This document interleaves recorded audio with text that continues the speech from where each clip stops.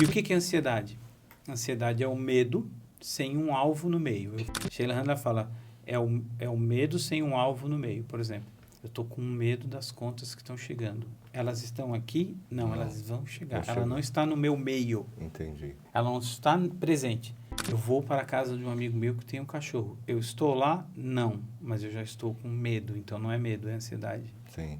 Atenção, foco total no agora. Não existe o daqui a 5 ontem, minutos, amanhã.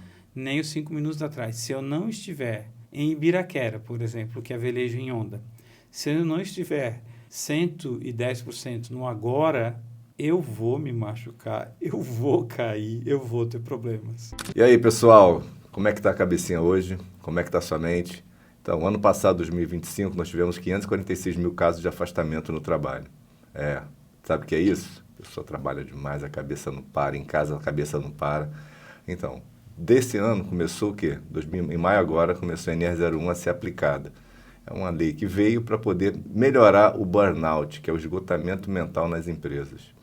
O que você sabe sobre isso? Você só está vendo aí que tem que fazer, como tem que fazer. Bom, eu trouxe um profissional que ele não é só dessa área. Imagina, ele é baterista, ele é windsurfista, corretor nas horas vagas, mentira, está trabalhando bastante com isso. Acabou de passar no concurso, ele é farmacêutico, PhD. Bom, ele vai falar tudo que ele é, porque se eu continuar aqui, até reiki eu descobri que ele também tem curso, tá? Então é igual o Tom Cruise quando fala das carteiras que ele tem de pilotagem e tudo mais. Então eu tô aqui com vocês hoje para falar um pouco de algo que... Tem aquela pergunta que você sempre faz assim, quem é você hoje? Você sabe quem você é? Ou a cada dia tu acorda você é uma pessoa diferente, humor diferente, cabeça diferente, mental. Tem dia que você tá super feliz, tem dia que tem que te arrastar para tirar da cama, e tem dia que tu não sabe nem se quer sair da cama. Então, por que acontece isso? Você sabe?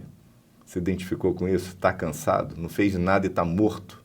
Bom, eu trouxe hoje o meu amigo aqui, o Birajara, vai se apresentar para vocês, vai contar um pouco da história dele agora no início, e depois eu tenho muita história legal para falar com ele. Então fica aí, acompanha o episódio todo, gasta um pouco do seu tempo, que é um investimento para você melhorar um pouco do teu conhecimento, da tua saúde mental e principalmente para você desopilar um pouco das coisas da telinha, né? Vamos falar algo mais instrutivo, mais legal para vocês poderem aprender um pouco mais da mente humana. Então, Bira, obrigado pela tua participação, por ter vindo, pelo convite. Sei que tua agenda é enrolada, digamos assim, lotada, mas obrigado pela tua presença aqui e começa já falando quem é o Birajara e o Bira para os amigos. Conta um pouco da tua história e como que você mudou tanto aí, vamos saber ao longo do nosso episódio aqui de hoje. Primeiramente, obrigado pelo convite, Almério. Bom, como é que eu vou começar, né? É uma história longa, é uma vida de mudanças, muitas mudanças, né, de carreira e muitos detalhes inusitados nessas mudanças, né? Mas profissionalmente eu comecei fazendo o curso de farmácia. Curso de farmácia eu comecei tecnologia de alimentos, mas antes de terminar a tecnologia de alimentos eu passei na prova do mestrado e antes de terminar o mestrado eu passei num processo seletivo para professor substituto na UFSC. Tudo junto. E as coisas sempre foram uma por cima da outra, assim, né? E depois, professor substituto, eu fui para a Unisul, que é uma universidade particular, e foram 22 anos na Unisul, e depois uma farmácia comercial, uma farmácia de manipulação, e agora eu estou no hospital psiquiátrico, trabalhando como responsável técnico lá. Paralelo a isso, né? Sempre curti bateria, aprendi windsurf, montei uma escola de windsurf, viajei bastante, fiz curso no exterior, dei palestra no exterior, e é isso, tem bastante coisa. Mas aí, assim, né? por que farmácia? De onde veio essa paixão, essa vontade? Conta um pouco pra gente aí. Olha, A infância foi normal, não foi normal? Vocês falam muito, não, que é de Itajaí, como é que é o Made in Itajaí? Made in Itajaí, Não, eu morava próximo a uma farmácia, né? E toda vez que alguém tinha algum problema de saúde, corria para o farmacêutico, que era um prático na época, né? E ele salvava pessoas.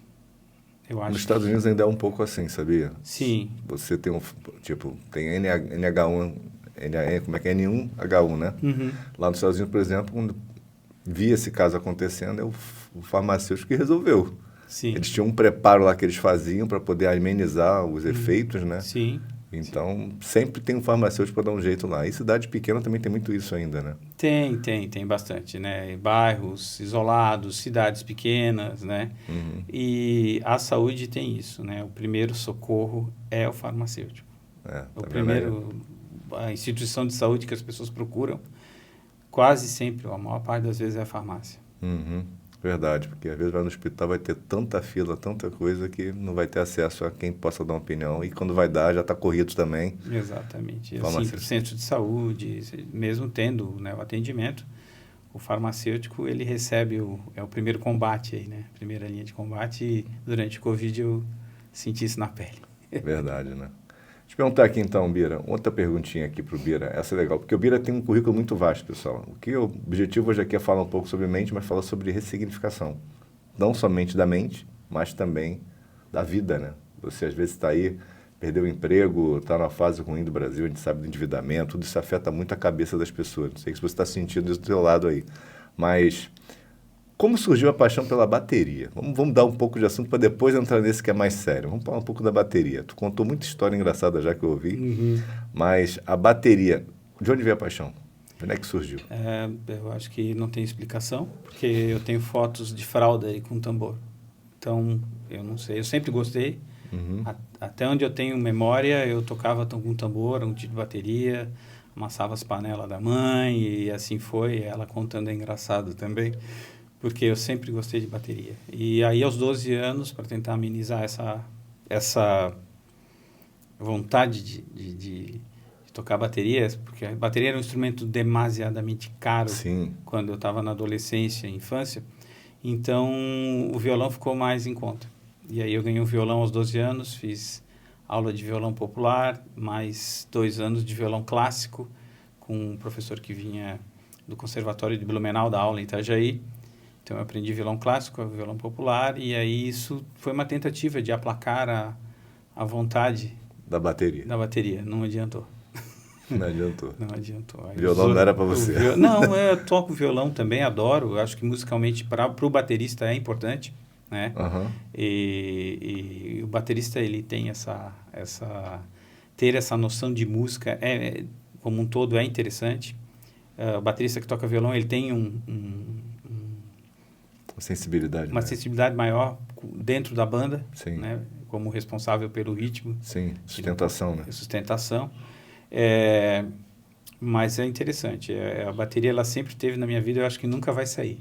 Né? É uma coisa que eu realmente adoro. E aí depois, na adolescência, quando comecei a ouvir Kiss, Rush, Led Zeppelin, na verdade o Led Zeppelin aí para tudo, né? Porque é o melhor baterista do mundo, na minha opinião. Isso eu quero dizer que não é generalizado. Mas é uma opinião pessoal. Aí ali parou. Que eles são os meus professores, né? Entendi. Tu pega referência, Sim, seria... os meus professores. E outro dia eu estava conversando com ele, aí ele estava falando das histórias dele indo para show. Como é aquela história que tu parecia alguém de um estúdio, toda vez que te viu, falava, tá fazendo o que aí? Vamos lá. Ah, não. Essa foi muito engraçada. Foi no Rock in Rio, na época eu tinha o cabelo um pouquinho maior, assim, né? Tinha bastante cabelo. E me confundiram o Guto Goff, do Barão Vermelho, pensou que eu trabalhava no estúdio. Já aconteceu numa feira de música também, do Pepeu Gomes, né, grande guitarrista, me confundi com um músico de estúdio. A Zélia Duncan, eu parei do lado dela e comecei a conversar, ela apertou minha mão e disse, quanto tempo, como é que tá? Eu acho que eu era parecido com alguém de estúdio na época. Sim. E isso foi estúdio do Rio, né? Famoso. No Rio de Janeiro. Isso foi muito engraçado, E aí te chamava pro camarote tudo, como é que era? Não cheguei. Não chegava a isso? Não cheguei a isso, porque eu encontrava eles justamente quando eles estavam misturados ali no público geral do Rock in Rio, inclusive. Entendi. E te perguntar um negócio aqui. Quando você fala da bateria, para quem toca aí, para quem conhece um pouco de música, ela sustenta, né, da base da banda. Sim. Se o baterista errar, acabou. Acabou. Ele desgoverna tudo. Pouca gente entende isso aí. Eu aprendi escutando um pouco dos músicos, né? Mas trabalhar no hospital psiquiátrico, nos bastidores também, sustentação. Tem alguma analogia? Tem alguma eu acho uma ótima relação. Uma correlação interessante, né? A farmácia ela não está diretamente No em holofote. contato com o paciente, nem no holofote, né? Mas se a farmácia parar de entregar, no nosso caso, 3.000 medicamentos por dia, que é o que é bipado, Caramba, em duas média, por dia para cada 24 horas, né? Aham. Que é entregue a medicação, eu não sei realmente o que aconteceria dentro, principalmente dentro de um hospital psiquiátrico. Nossa, se falhar o suprimento Seria uma revolução bastante difícil Isso são de coisas que a gente não controlar. tem noção, né? 3.000. Para Três- quantos pacientes? São 3.000, aí varia. Né? Varia, né? Entre Tem gente que 200 toma mais, e tem que... 300, tem muita internação, muita alta, enfim. Né? Agora, existe um processo que o paciente já sai com a medicação e o processo tem que ser só renovado Aham. nas unidades de saúde. Foi um papel interessante que a minha amiga farmacêutica Franciele Schmitz, ela, que foi minha co-orientanda de mestrado, Aham. inclusive, ela implantou esse processo que é interessantíssimo para o paciente, principalmente para a família do paciente, que ele já saia com a medicação, Uhum. né, que antigamente era chamada de alto custo, agora tem outro nome, já com o processo pronto para poder continuar o tratamento fora, para evitar recaída, recorrência, né, Sim. reinternação.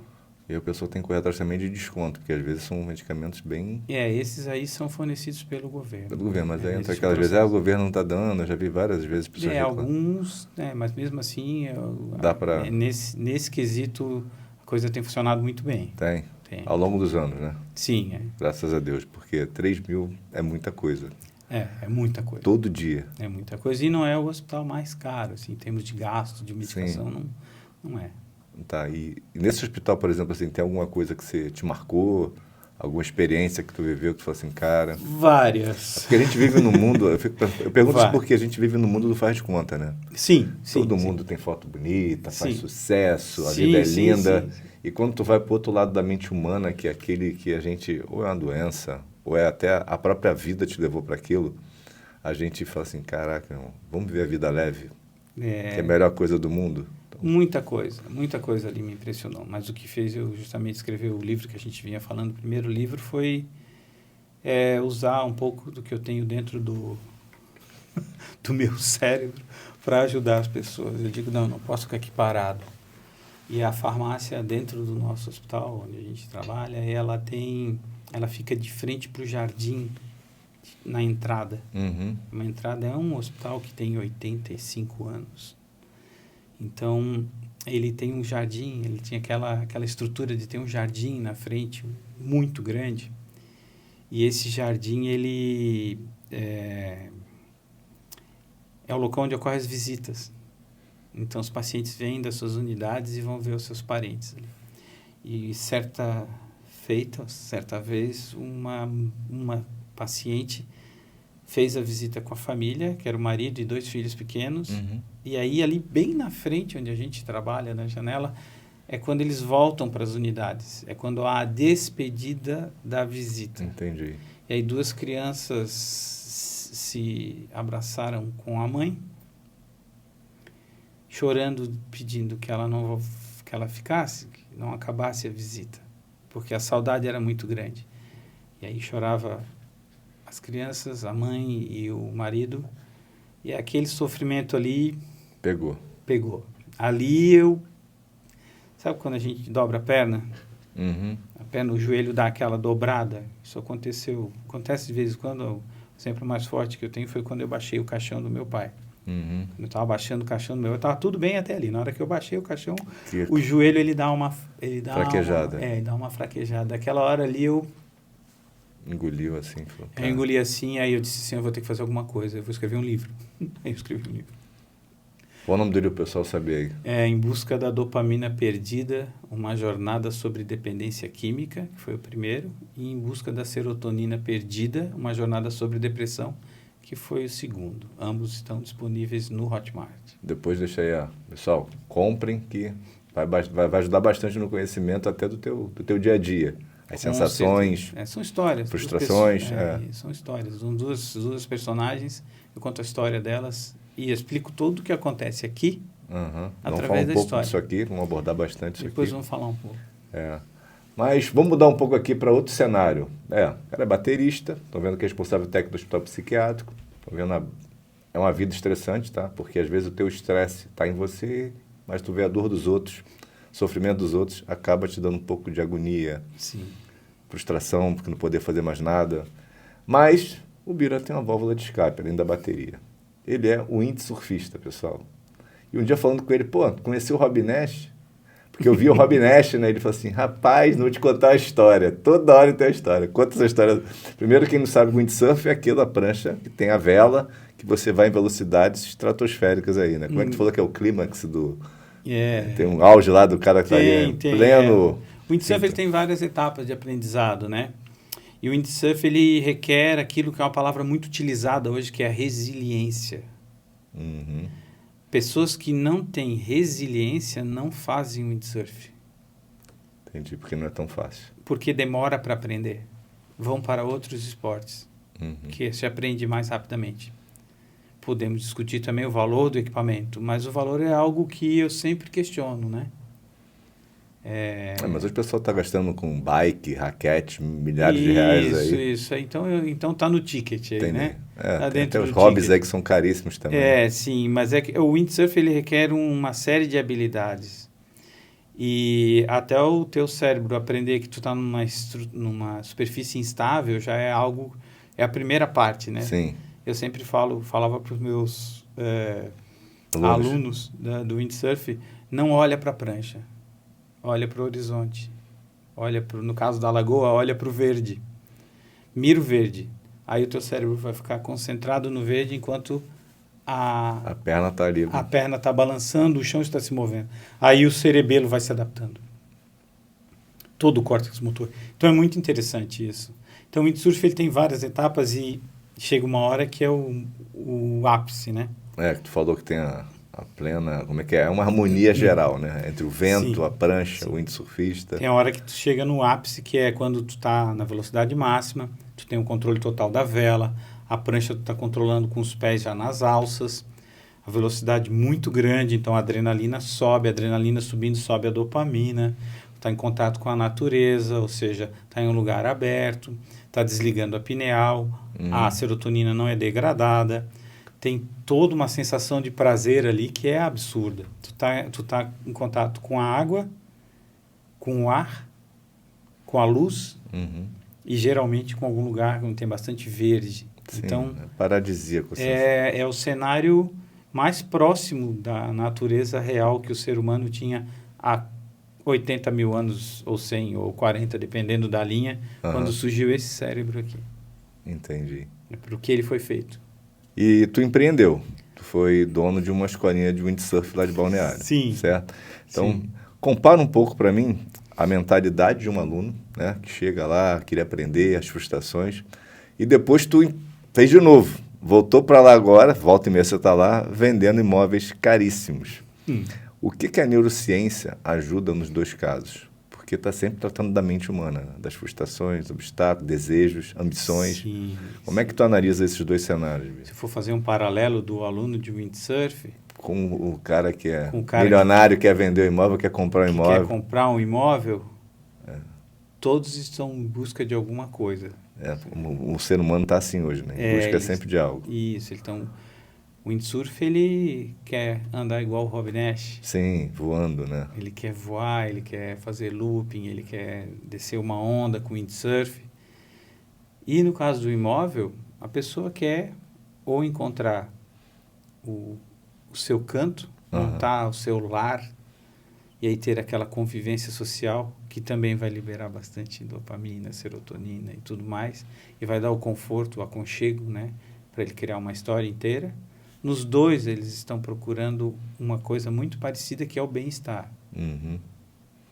Se ele está vendendo, ele quer aplicar em alguma coisa, ou ele quer pegar essa grana e fazer uma viagem, ou ele quer resolver algum problema para diminuir o estresse. Ele pode estar vendendo para pagar alguma dívida ou coisa assim. Então, os dois estão procurando resolver um problema. Sim. Que não sabe às vezes nem qual é, né? Não. O windsurf é algo assim que resolve todos os problemas. A pessoa entra na água... Tudo que desliga teu cérebro daqui do dia a dia para entrar em outra esfera. Na mentoria Forja, a gente faz um paralelo de 3 pilares. Vou explicar para o Bira aqui, porque ele vai ser, quem sabe, um próximo aluno Vamos ver aí se ele vai estar. Mas o pilar pessoal trabalha isso aí que você falou. O cara que está buscando windsurf, surf, badminton, paddle, sei lá como é que vocês falam aqui. Tem o tênis, todo Sim. esporte de raquete, bola, dá essa mesma sensação. Você Sim. esquece do mundo. E aí depois tem o profissional, que é o cara, ele tratou o pessoal, ele vai performar mais no profissional para poder subir de carreira, subir de vida. E por fim, o mais importante, que eu acho que todo mundo busca, que você falou assim, adquire bem-estar, que é o espiritual propósito. Sim. Isso que eu vejo a maior debilidade do ser humano. Ele faz. No final ele vê que tudo é vaidade. Tu concorda com isso, Bia? Tu acha que tem esse cenário ou o pessoal não se encontrou por quê? Porque as pessoas têm tudo, às vezes não se encontram. Vamos voltar para o windsurf? Vamos. Ou para a bateria, né? Tem um grupo de bateristas aqui em Florianópolis, eles têm um apelido engraçado, são os Bocas de Sandália, eles se reúnem, eles formaram um grupo, então essa social, sensação de pertencimento. O pertencimento, todo mundo fala hoje. É uma palavra muito interessante, né? Convivência em grupo, né? Isso aí é um fator que a gente teve problemas recentes com a pandemia, adoeceu mentalmente, boa parte da população aumentou, todos os índices de problemas de saúde mental pioraram, enfim. Mas vamos voltar para o windsurf, tá? Não vou nem falar da bateria, falar do windsurf. O windsurf não tem como tu velejar sem estar ali naquele momento presente, no agora. Sim. Eu acho que muito teve tudo e não faz sentido, é porque ele não está fazendo alguma atividade que traga ele para o agora. Entendi. Atenção, foco total no agora. Não existe o daqui a 5 ontem, minutos, amanhã. nem os 5 minutos atrás. Se eu não estiver em Ibiraquera, por exemplo, que é velejo em onda, se eu não estiver 110% no agora, eu vou me machucar, eu vou cair, eu vou ter problemas. Exato. E o nível de adrenalina lá é altíssimo, mesmo que seja o tricampeão mundial catarinense de Florianópolis, o Cauli Seade. Entendi. Ele Mesmo tem um cara que estar no experiência, agora. ele tem que estar Exato, focado. ele tem que estar muito focado. Entendi. Então, assim, o que é saúde mental? É exercer atividades que te tragam para o agora. Porque o passado é onde mora a depressão. E o futuro é onde mora a ansiedade. Entendi. Eu não estou nem lá. Não que eu não tenha que pensar nisso, mas eu tenho que ter os momentos do agora. Entendi. Isso é muito importante. No caso da compra do imóvel, ele está procurando o agora, o futuro, ele está pensando no futuro. Né? Mas quando ele realiza, é aquele momento de alegria. Sim. É aquele... É a sensação. Ufa, cheguei, conquistei. É isso, é o que eu queria. É o que eu queria. Sim. E agora eu vou poder ter os meus momentos do aqui e agora com a minha família, do aqui e agora com os meus amigos na hora do churrasco, ou da janta, do aqui e agora. As pessoas se reúnem no aqui e agora para assistir o jogo. Sim. Ontem estava todo mundo assistindo no hospital. Sim. Uma comemoração enorme, um jogo apertado. É onde o brasileiro se une, né? Sim, sim. Eu estava pensando aqui no que você falou, por exemplo, a futurofobia, né? Eu vejo... A gente também tem muitos jovens, eu trabalho muito na mentoria com alguns jovens, e vejo que eles são muito presos à criação, ao passado, né? Como é que foi o pai, a mãe, e ver agora todo mundo dando certo menos ele. Por que meu amigo comprou um carro e eu não consigo? Por que meu fulano ganha igual a mim, comprou um apartamento eu não consigo? Eles têm muita ansiedade, mas muita, muita. Eles ficam nervosos com isso. Aí vem todos esses consumos aí que você está vendo, exagerados. No caso do jovem, né? Você que está aí, que já joga muito videogame comigo aqui, já jogou muito jogo comigo, já acompanhou o canal na época que ele era um canal de gamers. Qual a sensação que o gamer gera, que eles vão para isso, né? Vivem às vezes horas jogando videogame, ou jogos na tela do computador, do celular, e com relação a essa ansiedade ou essa falta de futuro? Pergunta complexa, extensa, mas se eu voltar para o aqui e agora, eu começo aí, né? Mas vamos lá. O gamers e ansiedade, né? O gamer ele tem um cérebro ansioso já por natureza, né? Porque a hiperestimulação gerada pelas luzes das telas, Sim.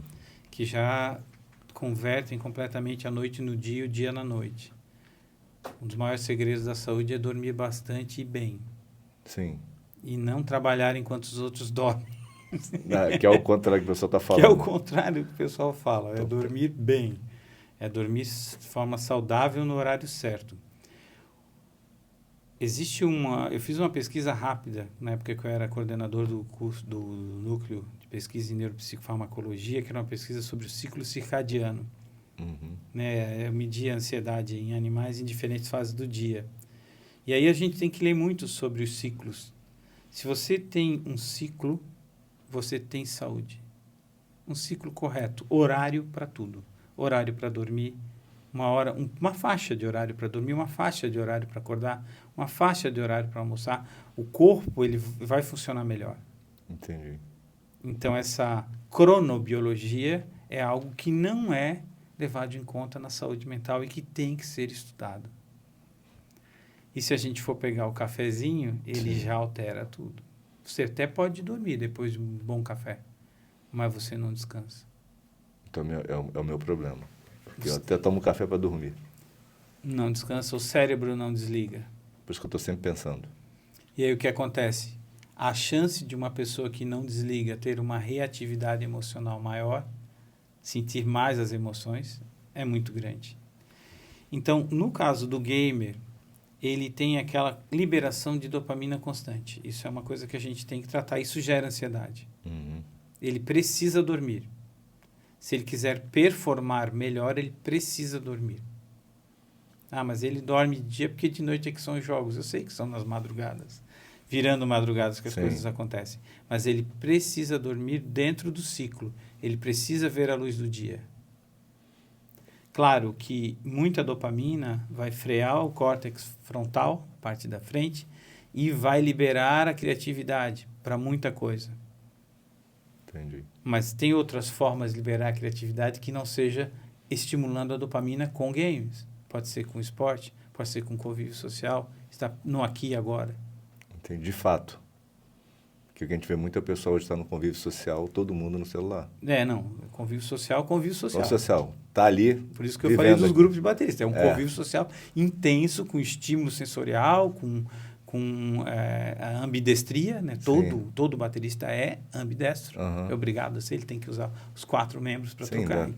Então, o cérebro todo funcionando, né? Dois lados, enfim. É algo bem interessante. A bateria eu recomendo principalmente na fase de crescimento. Bateria e esporte, mesmo que não vá seguir, mas pelo menos para poder forçar os dois lados do cérebro. Exercitar o cérebro. Para o cérebro...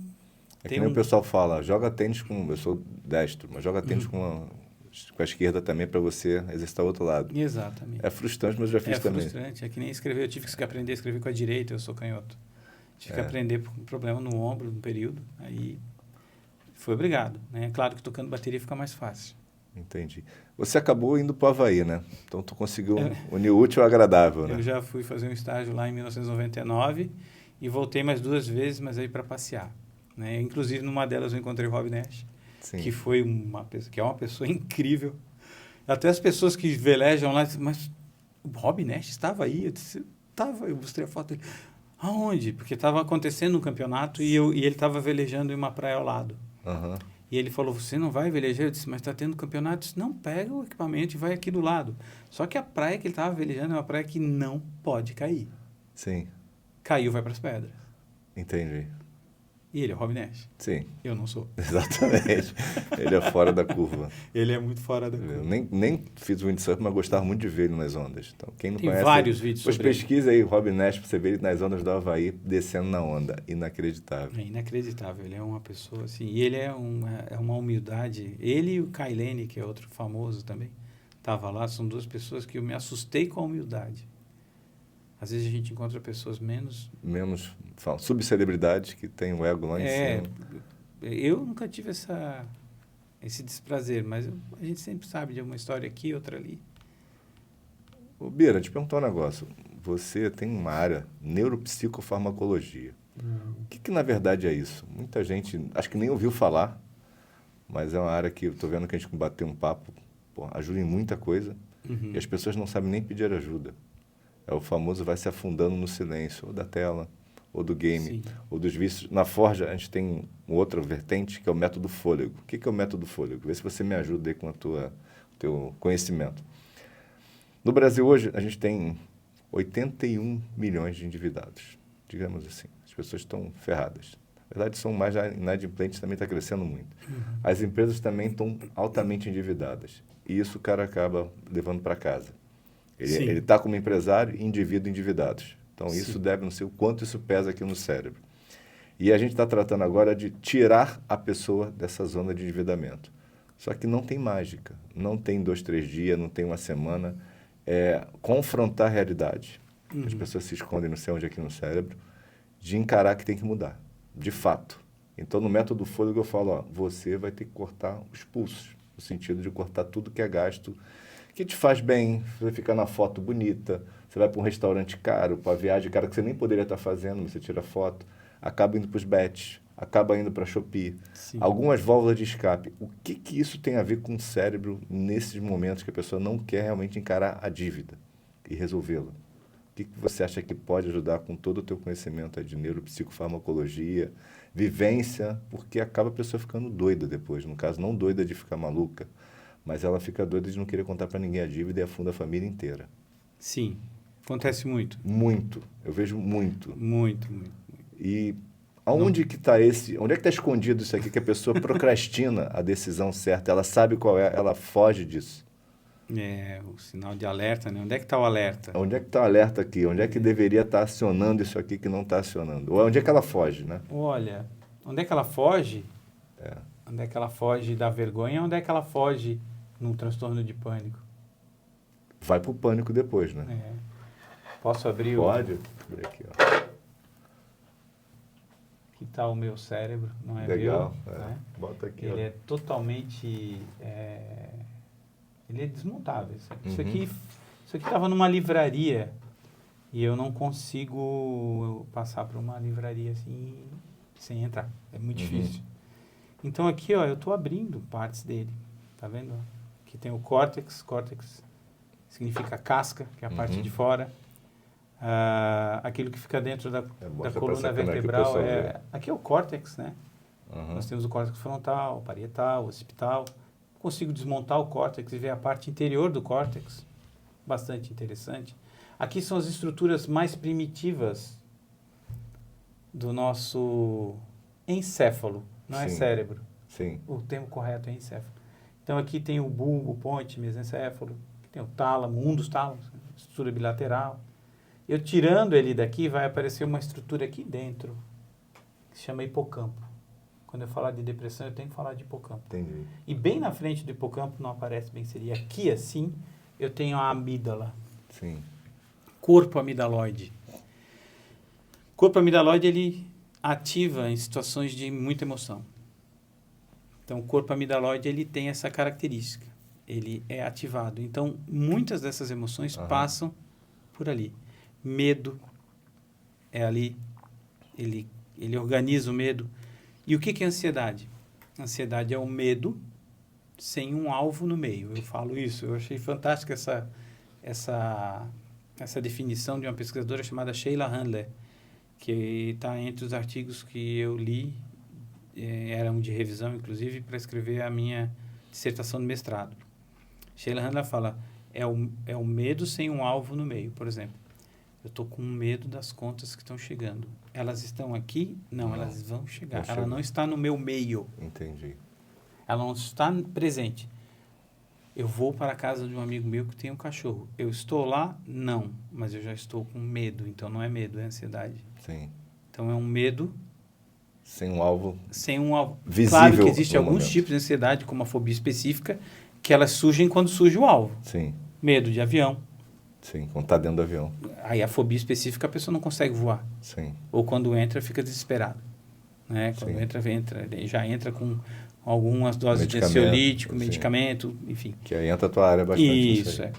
Então, a amígdala que está aqui na frente dessa... Tá vendo essa curvinha branca aqui? Isso aqui é o hipocampo. Tem uma canetinha? Já passo a caneta aqui. Essa região aqui, onde está o número 4 e 18, essa região é a região aí, do parte hipocampo. fora. Não, então, outro. Pode ser assim que você pegou. Então, estou pegando aqui, pessoal, é porque aqui faz ao vivo, né? Então não tem jeito. Tem várias canetas aí. Não, nessa parte de fora mesmo. Vamos riscar um pouquinho aqui. Não, da parte de fora que você pegar mesmo. Aí, não, essa aí, isso. Aí tem várias. Quem gosta de escrever tem que ter muita caneta, né? Eu tenho uma aí também. Mas Aqui, ó. Então, essa região aqui, ó, toda essa região aqui é o hipocampo. Na frente dele ficam as amígdalas. São estruturas bilaterais. Não confundam com as tonsilas. Sim, exatamente, pessoal. Não. Porque quando der amidalite aqui vai ficar emocionado? Não. Não vai, não Não confunda. Então, essa amígdala, ela está muito relacionada à ansiedade, controle do medo, fuga. Ele tem uma relação muito, muito forte aí. Nesse caso, é aqui que acontece esse medo, essa ansiedade que aumenta, desregula completamente a amígdala e ela tem conexão com o córtex frontal, com regiões mais primitivas do cérebro, como o bulbo, a ponte, o mesencéfalo. Aqui no mesencéfalo eu tenho... Tá vendo que tem um buraco aqui? Sim. Esse aqui são os locais onde fica um líquor, que é o líquido céfalo-raquidiano. Então aqui tem um aqueduto que comunica o quarto ventrículo, que fica na frente do cerebelo, e o terceiro ventrículo, fica aqui ó, do lado dos tálamos, né? Aqui eu tenho uma adesão que ocorre ali que é intertalâmica. Aqui ó, é o cérebro primitivo. Se aquela estrutura anterior, que eu chamo de amígdala, ativar alguma do sistema, tu entra no modo sobrevivência, a pessoa entra... O pânico vem daí? Vou morrer. O pânico vem daí. Aí, essa região aqui, na verdade, bem especificamente, ao redor do aqueduto tem uma substância cinzenta. Aqui tem um aqueduto, né, que eu falei. A parte de trás aqui tem a parte dorsal. A parte ventral, ventre, frente, dorso, trás. A parte de trás, é dorsal, dali disparam. Eu sei disso, porque já desceram um eletrodo aqui num ser humano até chegar ali. Já viu bastante coisa aí e na vida real. E já aconteceu, e aí o ataque de pânico faz a pessoa perder completamente o funcionamento de tudo isso aqui. A razão não existe mais, só existe a emoção. Assim que são feitas as vendas. Entendi. Mexe com a emoção. Geram muita emoção. Quando o pessoal usa muito esses gatilhos de PNL que está na moda, falar disso... Eu aprendi sobre ruminação mental, que são gatilhos que a pessoa fica pensando que parece que foi para ela. Sim. Foi igual o exemplo, se fosse, esse teu livro, você estava me descrevendo, ou seja, a pessoa se viu no personagem fictício. Onde é que isso atua também no cérebro? O que sei lá, desperta para isso? A gente fala uma frase, a pessoa fica... As palavras machucam, as palavras ferem, as palavras marcam. Isso mexe nesse processo todo também? A partir do momento que a pessoa se emociona com aquilo, vai ativar a amígdala, vai trazer alguma memória dessa estrutura aqui, que é o hipocampo. O hipocampo tem bastante memória. O hipocampo, durante a depressão, ele encolhe, ele diminui de tamanho, literalmente. A pessoa esquece as memórias, perde um pouco das memórias boas. Não, ela tem dificuldade de memória. Começa a esquecer? Começa a não conseguir gravar mais. Caramba. É muito característico do depressivo. E muito da medicação... Só alertar o pessoal, cuidado, senão o pessoal que tem memória curta aí vai começar a achar que já está em processo de depressão. Não. Porque tem essa memória, o pessoal hoje mais jovem, por exemplo, é da geração mais nova, aí que eu falo 20 e poucos anos, esquece muito. Sim. É devido ao quê? O que poderia ser? Porque eu vejo assim, pessoal, eu estou com memória ruim, não consigo lembrar o que eu comi ontem, não consigo ver... Tem isso o tempo todo que eu vejo, né? É difícil eu gravar, é difícil eu entender. É difícil. A memória, ela tem 3 fases, né? A da absorção da informação, a da consolidação da informação e da evocação da informação. Eu vivo aquilo. Armazeno. Eu durmo bem, eu armazeno. Dormindo bem, eu armazeno. Aí, no outro dia, eu consigo relembrar aquilo. Evocar a memória é trazer o que está guardado para fora. Sim. Então, o que tu almoçou ontem? Não lembro. Eu lembro, tranquilamente. Lembra? Então, para que essa memória surja e seja gravada, muitas vezes no hipocampo, né, onde eu mostrei, ela tem que passar pela frente, que é o córtex associativo. Córtex frontal. Que é o mesmo que dá criatividade que você estava explicando. Também dá criatividade, também freia os impulsos. Sim, quando o cara tem... Quando a pessoa tem pouco desenvolvido, porque o cérebro humano, ele tu não nasce assim. Tu Tu vai chegar a essa estrutura aos 21, 25. Entendi. Então, toda aquela formação nova... Ele amadurece, faz as conexões daqui para cá. Entendi. A última parte que amadurece é a do controle dos impulsos. E aí é aqui que eu posso entrar com coisas que geram muito prazer, que ele não vai te controlar. O adolescente, Entendi. ele não controla. Entendi. Ele vai para as válvulas de Ele escape. não tem controle. Ele não tem freio. São intensos. Tudo que gera muito prazer, tira o freio. Tudo que ativa a região do prazer, que é um pouco antes aqui, não tem como mostrar, ela tem uma via colateral de inibitória para o córtex pré-frontal. Aí freia. Entendi. Ele para de funcionar e quanto mais dopamina tu libera com compras, com games, com drogas, com sexo, seja o que for, mais dificuldade tu tem de dizer não. Então, o que eu te perguntei, a pessoa, ela esconde aquilo que ela não quer resolver, que é a famosa zona de conforto, ela quer Sim. viver a dívida, o vício, fala, não, tô viciado não, sei controlar. Inclusive tava vendo, no jogo apareceu muita bet, né, no comercial. E tava assim, não, aqui você tem um senso de sabedoria, era até uma propaganda do nosso jogador lá. E aí tava falando assim, não, aqui você limita o quanto você vai gastar, ou seja, eu limito o meu vício. Entendeu? A linguagem muda, dizendo assim, eu sou controlado porque aqui eu limito o meu vício. Mas não deixa de ser vício. Eu tenho uma notícia um pouco alarmante. 25% de todos os valores de aposta do mundo são feitos no Brasil. No Brasil. 1/4. E tu sabe que o Brasil está em primeiro em ansiedade, né? Está conectado. Está conectado. Uma coisa que eu estava vendo quando eu comecei a estudar, até para fazer o Nose, no podcast, a intenção era parar de achar e realmente ter razão. Razão é pensamento, conhecimento, aplicabilidade. Sim. Era que as pessoas são muito procrastinadoras aqui. Muito. E a procrastinação, tudo que você explicou aí... Ela aumenta a ansiedade. Exatamente. Ela está relacionada diretamente com a amígdala.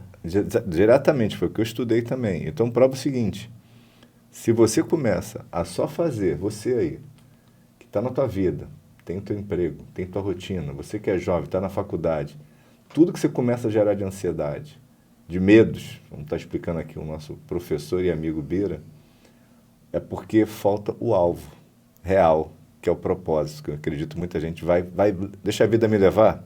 O pessoal adora cantar isso. Falta o foco. Falta o foco, falta a determinação, e muito que o Bira falou. Tu vai ter desafios, vai ter problemas, vai ter quedas, vai ter dias ruins, mas a resiliência é que te faz chegar lá, né?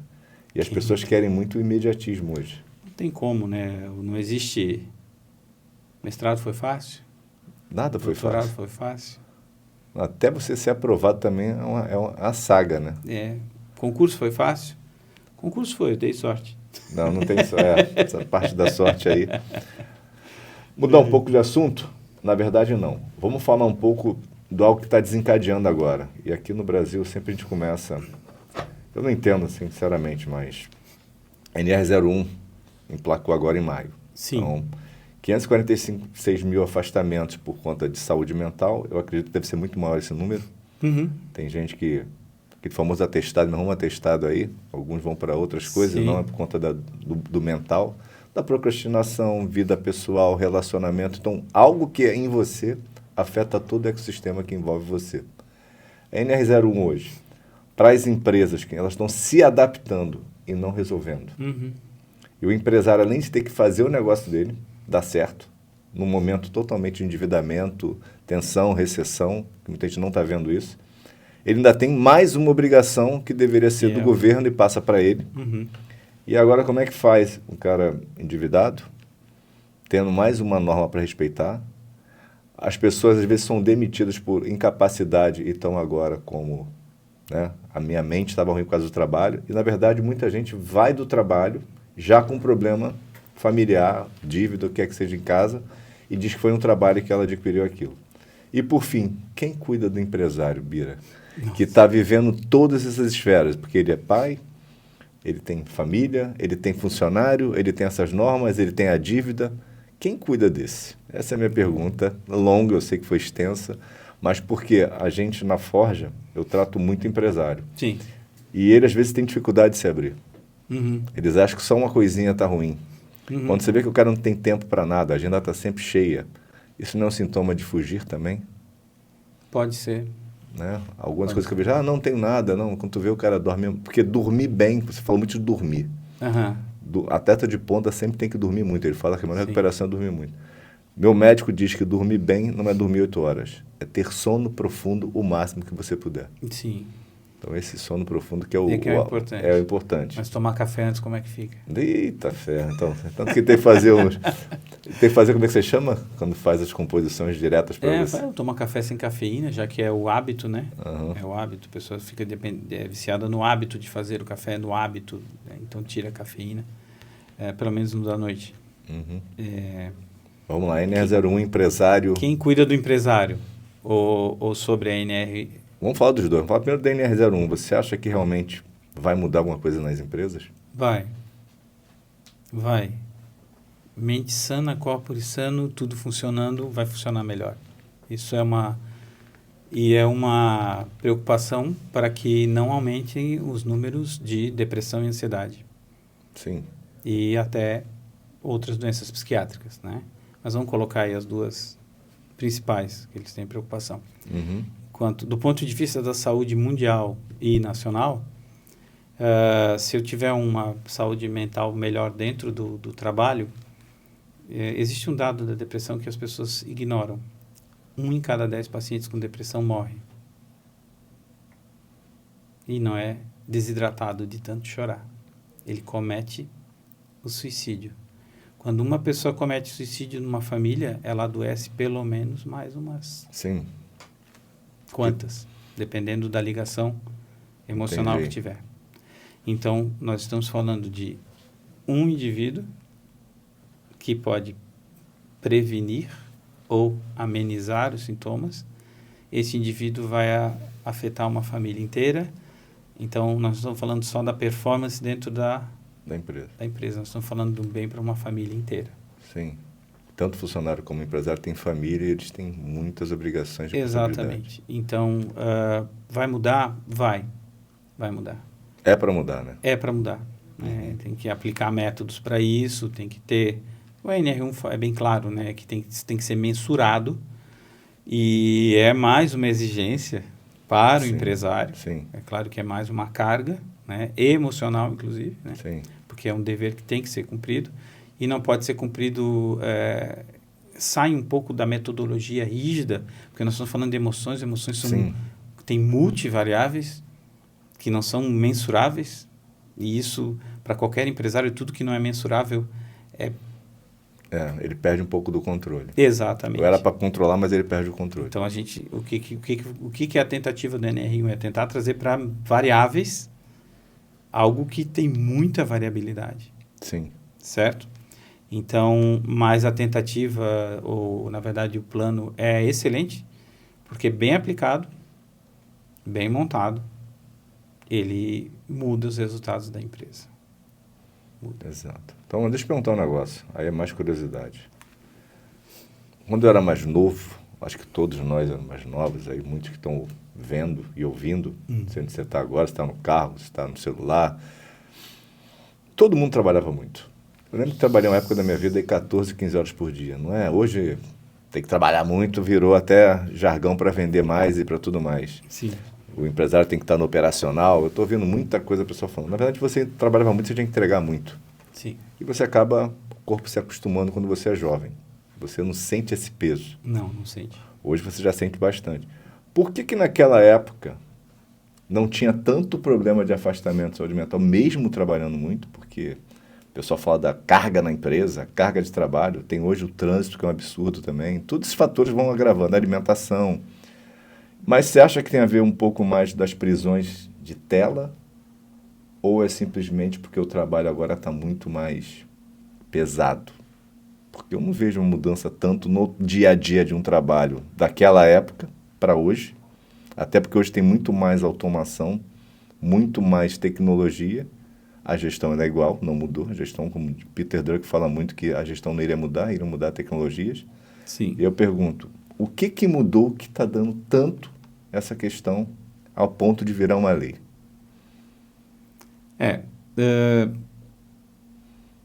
Tem que ir por partes nessa... Vamos por partes. Nessa... Mas aí eu quero entender, é uma dúvida minha mesmo. Quantas leis existiam naquela época para relacionadas a afastamento? Era diferente. Só pediu um atestado para poder comprovar que você iria receber aquele dia de trabalho. Mas não tinha tanto afastamento, também não tinha tanto direito trabalhista, enfim, tem bastante coisa envolvida aí, né? Qual era a população do planeta e do país naquela época e qual é a população hoje? Como é que estavam os grandes centros naquela época e como é que estão hoje?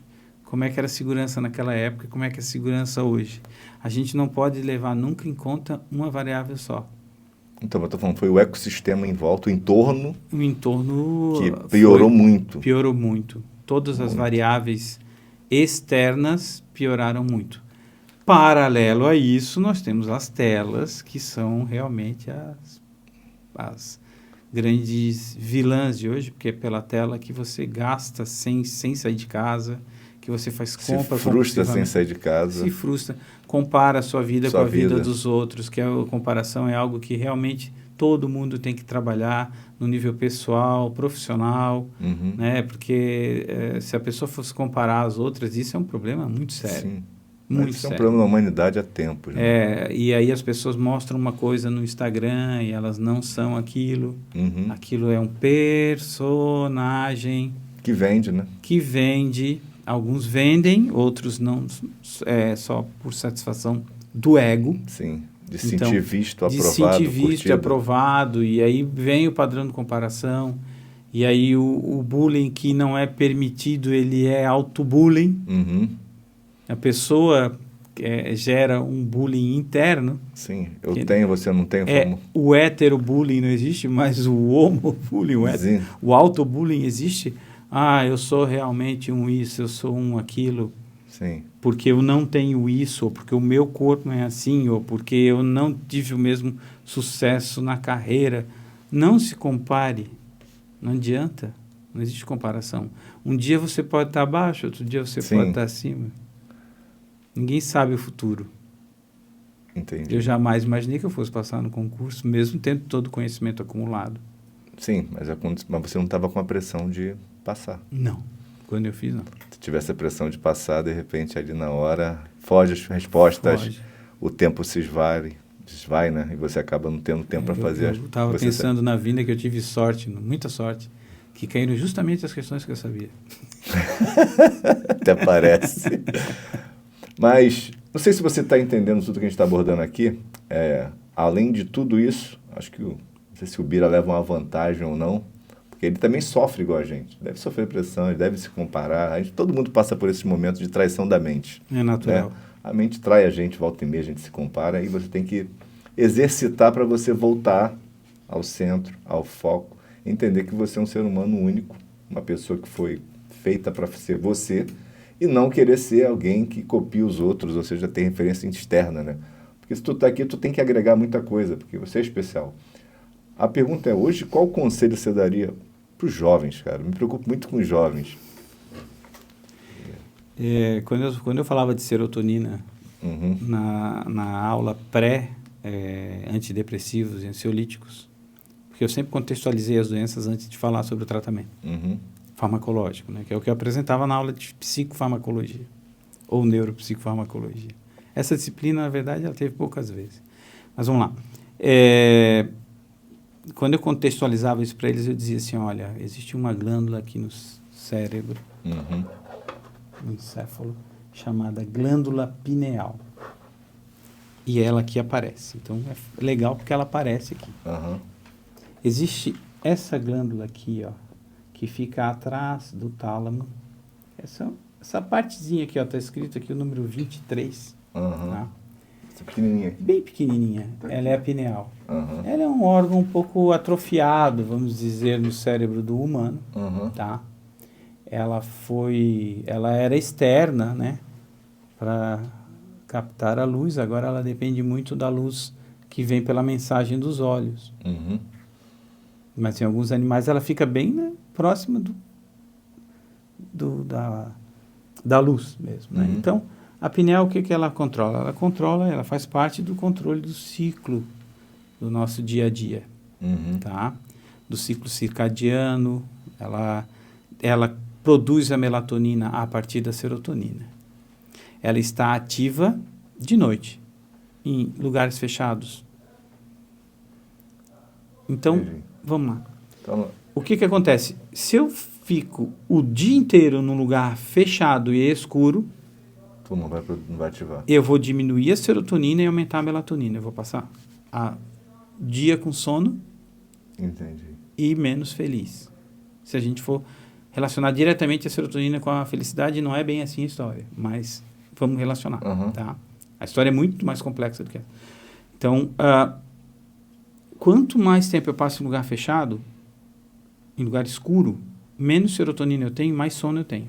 Então, muitas pessoas passam o dia inteiro com sono, chegam em casa, não dormem. Por quê? Porque acabou a serotonina para ser convertida em melatonina, aí não induz o sono. Entendi. Se eu passar o dia num lugar claro, com luz natural, eu vou degradar pouca serotonina, vou formar pouca melatonina, vou ter menos sono durante o dia, não vou precisar de tanto café. Sim, ser mais ativo. Vou ser mais ativo, vou estar mais feliz. E de noite, ou quando anoitece, que é a hora que a gente deveria ir dormir, na verdade, que é o boom da melatonina, porque está escurecendo, a pineal ativa e começa a converter serotonina em melatonina, eu estou com sono. Entendi. Certo? Então, existe uma frase que eu falava para meus alunos, eles morriam de rir. Eu dizia assim, quer exercer a saúde mental? Vá para a luz, irmão, eu falava assim, brincando. Por quê?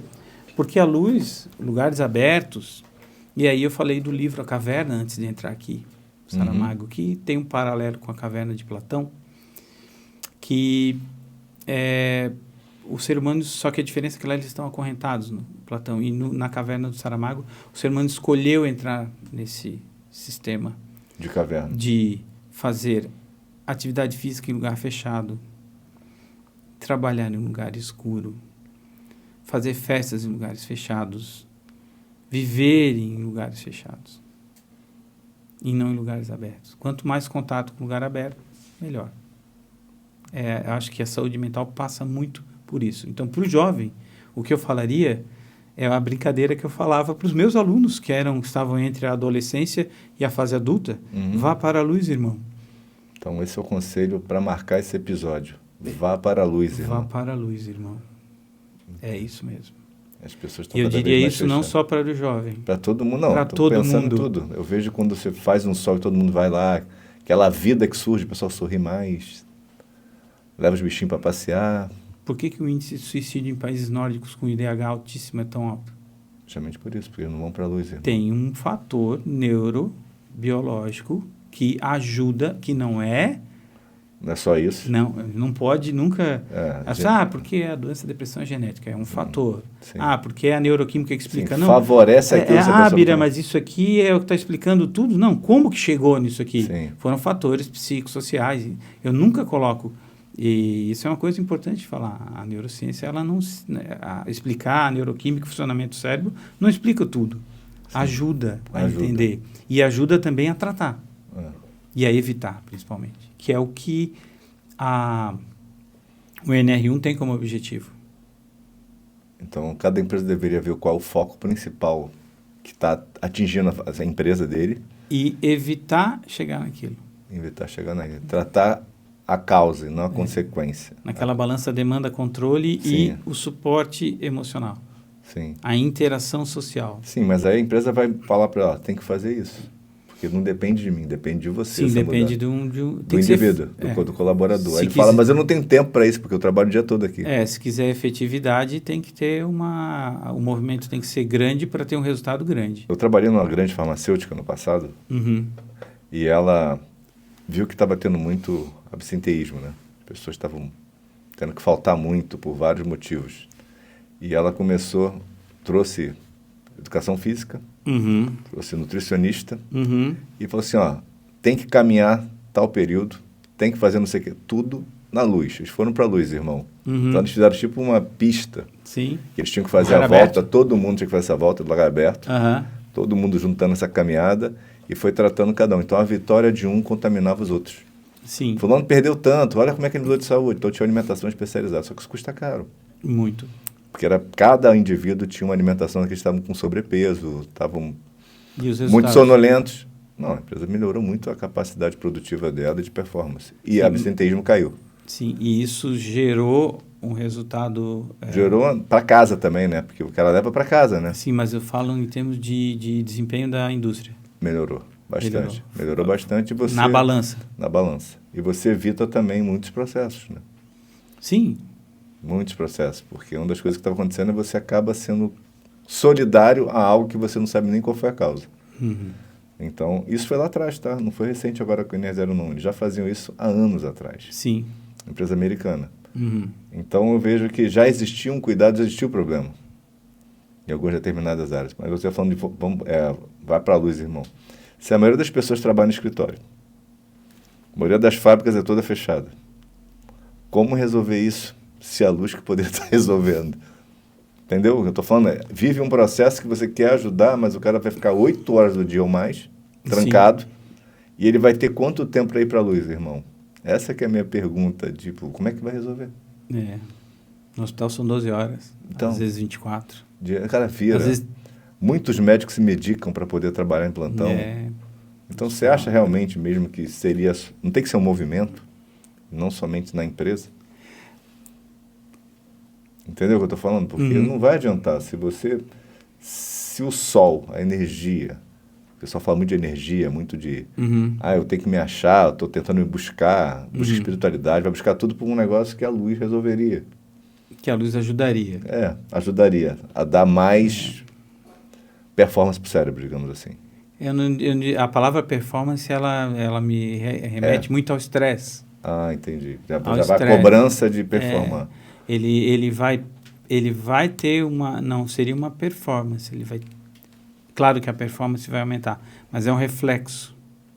Ele não vai fazer isso buscando a performance. Na performance, quando eu falo performance, todo mundo acha que é performance ligada a trabalho.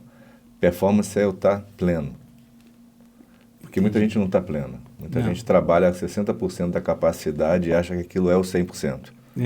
Então você acaba, você está cada vez menos. Eu tenho esse relógio aqui, ele mostra a bateria corporal. Então durmo com ele mostra o sono, ele mostra tudo. Por quê? Todo mundo quer relógio, eu prefiro esse relógio que cuida de mim. Tem dias que eu estava acordando uma época com 20 e poucos % de bateria corporal. Acordando. Pouco demais. Já quase zerado. Exato. E aí por quê? A qualidade do sono profundo era 1h30. Então, falei com o meu médico, a gente começou a subir para 5, 6 horas de sono profundo. Ótimo. Cara, 85. A meta é chegar a 100. Sim. Então, 85, 90, você vê que seu dia é outro. Só fazendo windsurf. Não, o tênisinho ajuda muito. Tênisinho. Mas vai para a água também. A água pegou. A água é muito interessante. A água tem a troca. Areia. O meu médico falou também do aterramento, né? Exatamente. Que é o processo de andar descalço na areia, na grama. Isso tudo é muito importante. A água eu coloco porque, assim, a quantidade de calorias que a pessoa perde numa hora, 2 de windsurf é absurda e ela não sente. Sim. E a endorfina lá em cima, a dopamina lá em cima. Só para te terminar, tu fala muito de endorfina, dopamina, serotonina. Explica um pouco como cada um age, esses 3 componentes aí. Nossa, qual deles primeiro? Dopamina, que é o que a gente mais está buscando hoje agora, é corrida noturna com eletrônica, não sei o que da corrida, essa febre da dopamina da corrida, essa febre da dopamina da night, essa febre da bebida. Vamos lá, dopamina. Ensina aí pra gente um pouco aí, o pessoal tá doido para aprender, porque são vários termos, todo mundo fala, às vezes o pessoal não sabe nem o que está falando, confunde. A dopamina é um neurotransmissor, né? Enquanto ela também tem outras funções, ela funciona como hormônio, por exemplo, né? Mas vamos lá. Como neurotransmissor, ela é uma molécula que é liberada por um neurônio e pode agir no neurônio próximo ou neurônios próximos. O tempo de ação dela não é muito... ela rapidamente é degradada, ela não dura horas, como alguns neuropeptídeos, por exemplo, que duram bastante tempo, né? Então, ela age em neurônios próximos, ela é liberada, ela está relacionada principalmente ao controle motor, uma via específica chamada nigroestriatal, parte ali da base... Do primitivo, né? Geralmente as vias neurais, elas partem aqui de regiões, né? Via dopaminérgica parte de regiões do cérebro primitivo e os neurônios se estendem a diferentes regiões que a gente chama superiores do encéfalo. Então, isso serve tanto para serotonina, noradrenalina, dopamina, mas a dopamina está relacionada ao controle motor, principalmente pacientes com Parkinson perdem neurônios dopaminéticos. Eles vão morrendo, até que a pessoa perde, às vezes, completamente, né, a capacidade de se movimentar. Então, tem uma relação da dopamina com o movimento e tem uma relação da dopamina com o prazer. A dopamina ela ativa o centro de prazer, que é o núcleo accumbens. Então, isso é uma função muito importante. E quais são as coisas que dão prazer no ser humano? Aquilo que faria com que qualquer espécie de mamífero sobrevivesse. Sexo, comida, sono, interação social. Entendi. Mas principalmente interação social, sexo e comida. Ninguém vive a sociedade. A espécie, ela não... De forma dosada, né? Porque senão a pessoa vai só para uma dessas vertentes e vira um vício. Mas esse é o problema. Esse é o problema, o equilíbrio. Esse é o problema. É o equilíbrio. Por o isso problema que é o equilíbrio. Quanto? Quanto tempo? Qual a frequência? Qual a dose? Eu não estou igual aos outros. Qual é a minha genética? Qual a probabilidade de me tornar um dependente químico de acordo com a minha árvore genealógica? É porque o vício da dopamina é justamente isso, a sensação sendo buscada a todo momento. O tempo todo. E o pulo dos vícios, né? Eu chamo o pulo dos vícios, a migração. Eu, graças a Deus, parei com álcool. Sim, mas está afundado no jogo. Estou afundado no jogo. Eu, graças a Deus, parei com o jogo, mas estou afundado nas compras. Eu, graças a Deus, eu parei com as compras, parei com o jogo, parei com... Sim, mas está na pornografia até a alma. Mas está na pornografia até a alma. Mas quando eu consegui... Está em tudo junto, ferrou. Eu consegui tratar também o vício em pornografia. Agora eu estou viciado em quê? Esporte. Aí é que entra a corrida. Entendi. É melhor viciar-se em corrida. É mais bonito na foto, né? Não só mais bonito, mas é melhor viciar-se em corrida. É melhor viciar-se em, seja qual for o esporte. Agora o esporte da moda é esse. Sim, tu tem que estar na moda. Beach tênis, crossfit, corrida. Essa é a moda, vai. Sim. Vai. Eu prefiro que você ache a sua liberação de adrenalina, que colibera dopamina. Toda vez que você tem muita adrenalina, automaticamente você tem. Entendi. Então, tem esportes prazer. radicais é por isso. Tem pessoas com viciadíssimas, né? O cara deve ser onda grande, profissionais, mas acaba virando um pouco... É o prazer da vida dele. É o prazer de botar em risco a vida também. O prazer de botar em risco a vida, tem muita gente que tem. Né? Paraquedistas, enfim, né? Base jump, enfim. Mas se for pegar um esporte que tem uma performance, que tem uma liberação de endorfina, ela vai regular melhor o encéfalo. Entendi. E quanto mais esporte você faz, maior construção de redes neurais pela liberação do BDNF, que eu falei, né? Você vai ter. Então, você vai poder formar novas redes neurais para compreender os problemas emocionais que você tem no seu dia a dia. Esporte é igual novos neurônios. Espairecer. Não é espairecer. Desopilar. Não é só desopilar. É construir novos significados para tudo que ocorrer na sua vida. Entendi. Às vezes tu está lá, tu está começando a pensar de uma forma diferente. É um novo cérebro. Entendi. Então, tem que fazer uma atividade física, por isso que fala para sempre, né? E aí a gente volta nos empresários. Sim. Vá para a luz e faça alguma atividade física. Ao ar livre, de preferência. De preferência. Se não for possível, vá para a academia. Por isso que o beach tênis está tendo muita gente indo para o beach tênis, porque... Corrida. Tênis também, que é ao ar livre. Corrida. Bike. Né? Legal.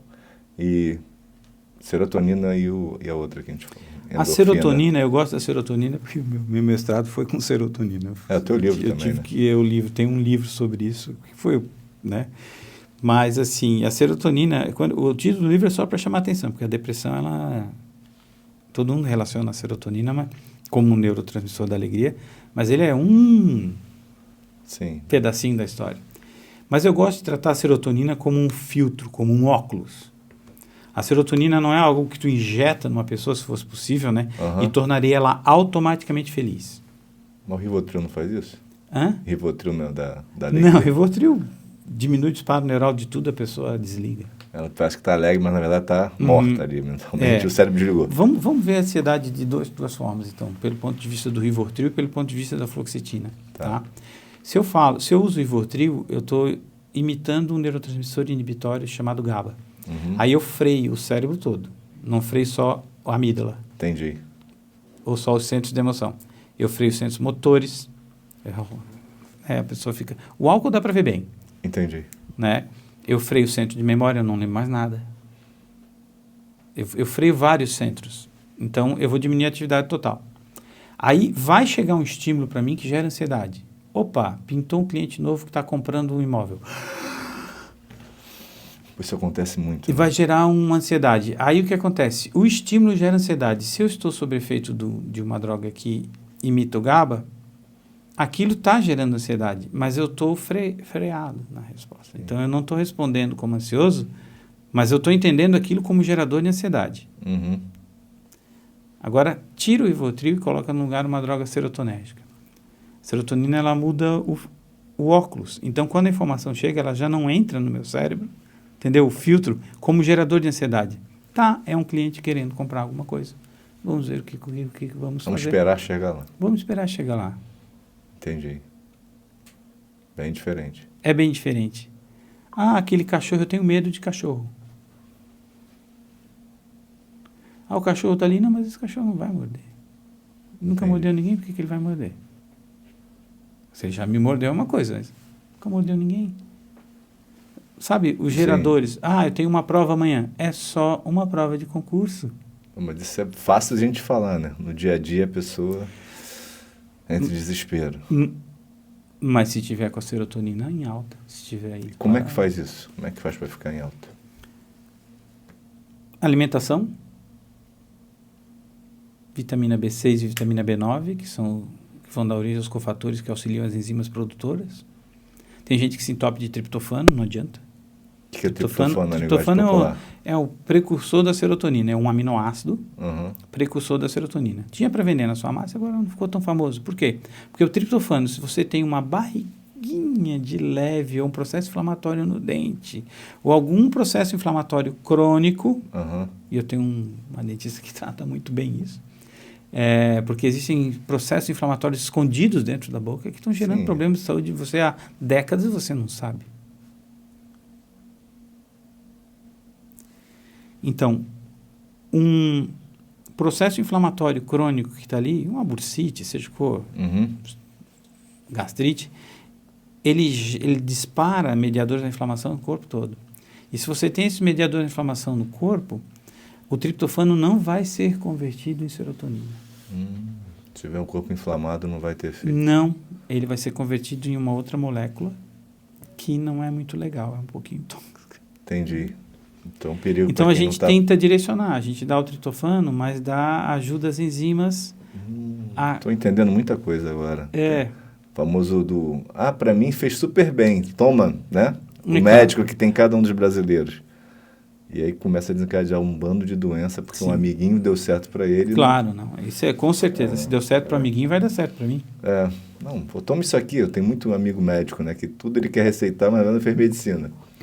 E não entende muito menos de farmacologia, né? Porque estudar mesmo como é que a droga vai afetar o teu corpo. No ano que eu trabalhei na farmácia de manipulação, aprendi muito isso. Muito. Então, para a serotonina, esporte, lugar aberto, interação social, tem que ter o período de férias, né? Durante o ano.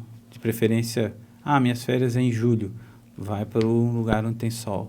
Exatamente, não vai se esconder na caverna. Foge, não vai. E tem gente que faz o contrário, às vezes, né? Tá o maior sol aqui, às vezes está escaldante mesmo, eu quero um lugar mais fresco. Sim. Aí vai para o Canadá, em fevereiro, menos 25, como eu peguei em Calgary. Neve, todo dia. Nossa. Todo dia na Quisca, tentar descer aquele lado de snowboard, a história é engraçada. Deixa eu te perguntar outra coisa, endorfina.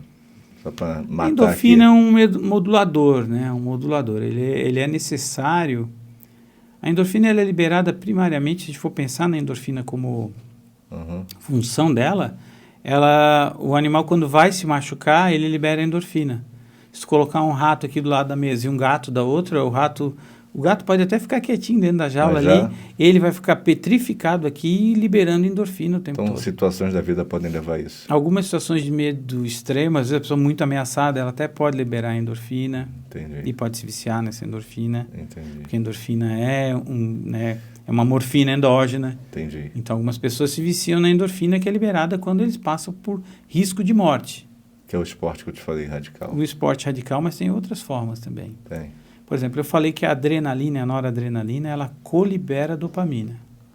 Isso, quando eu falo na palestra, todo mundo fica assim. Então, se eu libero muita adrenalina no esporte, eu vou me viciar no esporte. Uhum. Mas e se eu não faço esporte? Mas eu brigo com meus amigos. Eu brigo no trabalho. Eu brigo com a esposa. Sim, eu brigo com os filhos. Eu explodo. Eu não falo brigar, eu falo explodir. A explosão, o que é? É uma super liberação de adrenalina. Uma super liberação de adrenalina vai levar à liberação de dopamina. Eu posso me viciar nisso? Sim. Esse estouradinho que a gente chama. Estouradinho pode Teto ser. preto. Aquela pessoa que está explodindo, talvez seja a única forma que ela tenha na vida, naquele momento, ou naquele período, de sentir prazer. Entendi. Pessoal, se identificou com alguma coisa aí, aprendeu um pouco de tudo que a gente está falando aqui? Pode falar aqui sobre a Energizer 1, bateria, a importância de como que ela trabalha o cérebro, o windsurf, que pode ser uma sensação boa de queimar caloria, nem de estar na luz. Então, para você que está assistindo, espero que tenha gostado. Comente aí embaixo se gostou. Segue o Bira lá na @corretor Birajara, para você poder dar uma força. Compra o livro dele lá no Hotmart. E é Hotmart, né? Hotmart. Tem que começar a aprender essa linguagem aí do mercado. Tem 2 livros lá para você comprar. Acompanhe o capítulo que você vai ver aí. E, Bira, um recado final aí, te agradecer, né? Está no teu recado final. Obrigado por ter vindo. Aprendemos pra caramba aqui, eu tenho certeza que quem vai assistir vai aprender muito, porque é muito falado o que interessa e não falar o todo. Sim. E às vezes a pessoa vai entender que ela precisa de ajuda. Que é o principal desse episódio que eu estou vendo, a gente precisa de ajuda. Primeiro eu quero agradecer o convite, Almério, participar do podcast. Para mim é importante falar sobre o pouco que eu sei, o pouco que eu aprendi durante esses anos todos sobre saúde mental. Não sei tudo, mas o pouco que eu sei eu gosto de que seja divulgado. E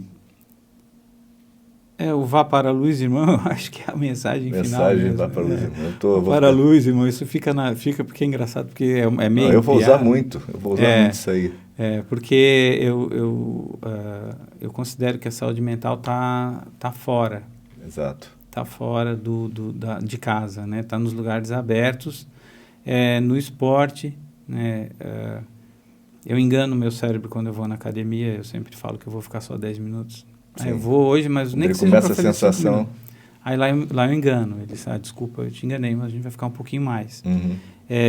Todo mundo tem um esporte que um dia a pessoa vai se adaptar, não importa.